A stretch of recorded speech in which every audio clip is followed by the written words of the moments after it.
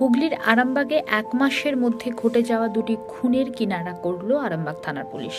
Police ধৃত দুজনকেই দুটি ভিন্ন রাজ্য থেকে গ্রেপ্তার করে নিয়ে আসে আরামবাগ থানায়। উল্লেখ্য, হুগলির আরামবাগ পৌরসভা 13 নম্বর ওয়ার্ডের এনায়েত পল্লীতে এক মহিলাকে নৃশংসভাবে খুন করা হয়েছিল গত ইংরেজি মাসের 21শে জুলাই।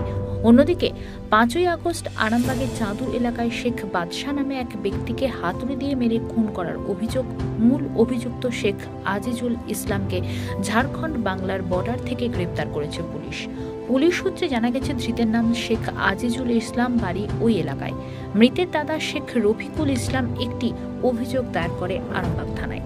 দুটি ঘটনা নিয়ে সাংবাদিক সম্মেলন করলেন আরামবাগ থানার এসডিপিও ও সুপ্রভাত চক্রবর্তী। দেখুন বিস্তারিত।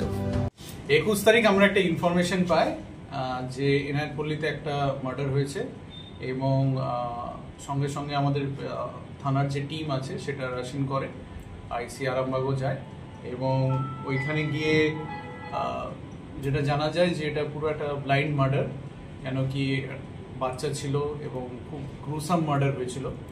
তো সঙ্গে সঙ্গে আমাদের একটা এসআইটি ফর্ম হয় এবং আইসি আরামবাগ এবং আমাদের ওসিএসওজির নেতৃত্বে পুরো টোটাল ব্যাপারটা চক আউট করা হয়, সিসিটিভি ফুটেজগুলোকে স্টাডি করা হয় এবং তারপরে ট্র্যাকিং আমাদের শুরু হয়। এবং যে অ্যাকিউজড আছে শেখ তহিদুল হক, সে তারই ওয়াইফ যে সাবিনা বিবি, তো ইনি হচ্ছেন প্রথম পক্ষের আই গেস। তো প্রথম উনি মিসিং ছিলেন এবং তখন আমাদের সন্দেহ হয়, কিন্তু বারবার লোকেশন চেঞ্জ হতে থাকে এবং কোনো লোকেশনেই 2-3 দিনের বেশি ও স্টে করছিল না। একটা হট পারসিউট শুরু হয়, আমরা যখনই যাচ্ছিলাম লোকেশন চেঞ্জ হয়ে যাচ্ছিল। তো আস্তে আস্তে কলকাতা এবং কলকাতা থেকে মুম্বাই যায়। মুম্বাই থেকে আমরা যখন গিয়ে পৌঁছাই এবং ওইখানে ক্রাইম ব্রাঞ্চ এবং বিভিন্ন যারা অ্যাসোসিয়েটেড এনফোর্সমেন্ট এজেন্সি আছে তাদের সাথে আমরা ওয়ার্কআউট করি। পরবর্তীকালে জানা যায় যে সে আহমেদাবাদে আছে, এবং সেখানে জরির কাজ করছে। তো সেখানে আমরা ওকে ওই জায়গাটাকে স্টাডি করি। বেশি সময় ছিল না, কেন কি আমরা পরবর্তীকালে জানতে পারি পরের দিনই ও লোকেশন চেঞ্জ করতো। তো সেখান থেকে আমরা ধরি। এটা কি মনে হচ্ছে ঠান্ডা মাথায় মার্ডার করা আছে? হ্যাঁ, এটা কি মনে হয় যে ঠান্ডা মাথায় একবারে প্ল্যানিং করে মার্ডার? সেটা আমরা রিমান্ড নিচ্ছি। আমরা আস্তে আস্তে মোডাস অপারেন্ডি, কেন কারণটা, কি কম্পেল করেছে ওকে, এই ঘটনার সূত্রপাত কোথা থেকে হলো, সেগুলো সব আমরা জানার চেষ্টা করব। আর কেউ জড়িত আছে? কতদিনের রিমান্ড চাইছেন? আমরা 10 দিনের রিমান্ড চাইছি। এই একাই অভিযুক্ত না আরো বেশ কিছু জন ছিল? মনে হচ্ছে আমাদের যত প্রাথমিক অনুমান অনুযায়ী। গৃহবধূ সম্পর্কে কিছু জানা গেছে? অ্যারেস্ট করা হয়েছে। আহমেদাবাদের ডিটেলস আমি দিয়ে দেবো। বলছি, গৃহবধূ সম্পর্কে কিছু জানা গেছে যে ওনার কে পরিচিত, কি সম্পর্কে? ওই গৃহবধূর ইনি কে ছিলেন? ইনি স্বামী ছিলেন প্রথমকার। দ্বিতীয়বার কি উনি বিয়ে থা করেছিলেন? যেটুকু আমরা শুনতে পাচ্ছি ফ্যামিলি সূত্রে, পরিবার সূত্রে, যে একটা বিয়ে উনি করেছিলেন এবং সেইখান থেকেই মনে ঘটনার সূত্রপাতটা হয়। ইনি কেন খুনটা করলেন সেটা আমরা জানবো। আমরা রিমান্ড নিচ্ছি 10 দিনে, সেখানে আমরা জানার চেষ্টা করব। কি দিয়ে খুন করেছিলেন? সেই অফেন্ডিং ওয়েপন এবং বাকিগুলো আমরা রিকভার করার চেষ্টা করব। কত তারিখে গ্রেপ্তার করে ওখান থেকে নিয়ে আসা হয়? আমরা ওইখানে ট্রানজিট রিমান্ড নিই আহমেদাবাদে, এবং আসতে যেটুকু সময় লাগে। কবে ওখানে? কত তারিখ? 9 তারিখ। 5 তারিখ আমাদের কাছে একটা কমপ্লেন আসে চাঁদুর থেকে। শেখ রফিকুল ইসলাম আমাদের কাছে কমপ্লেন করে যে ওর ভাইকে কেউ বা কারা কোনো মেরে দেয় এবং ওর সন্দেহ হয় শেখ আজিজুল ইসলামের উপর, চাঁদুরেই বাড়ি।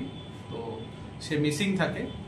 পরবর্তীকালে আমরা বিভিন্ন আমাদের আইসি আরামবাগ এবং ওসিএসওজি এবং বিনয় আমাদের আইও নিযুক্ত হন এবং দেখা যায় যে লোকেশন চেঞ্জ হতে থাকে। হাওড়াতে 2 দিন ছিল, মুর্শিদাবাদে, তারপর রাজমিস্ত্রির কাজের জন্য চলে যায় এবং তারপরে এমন একটা অ্যানোনিমাস জায়গায় যায় যেটা ঝাড়খণ্ড এবং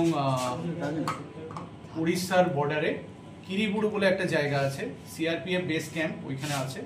সেইখান থেকে মাওয়িস্ট ইনফেক্টেড এরিয়া। তো সেইখান থেকে একে 4 দিন কাজ করছিল রাজমিস্ত্রি, ওখান থেকে উদ্ধার করা। কেন খুনটা কেন খুন?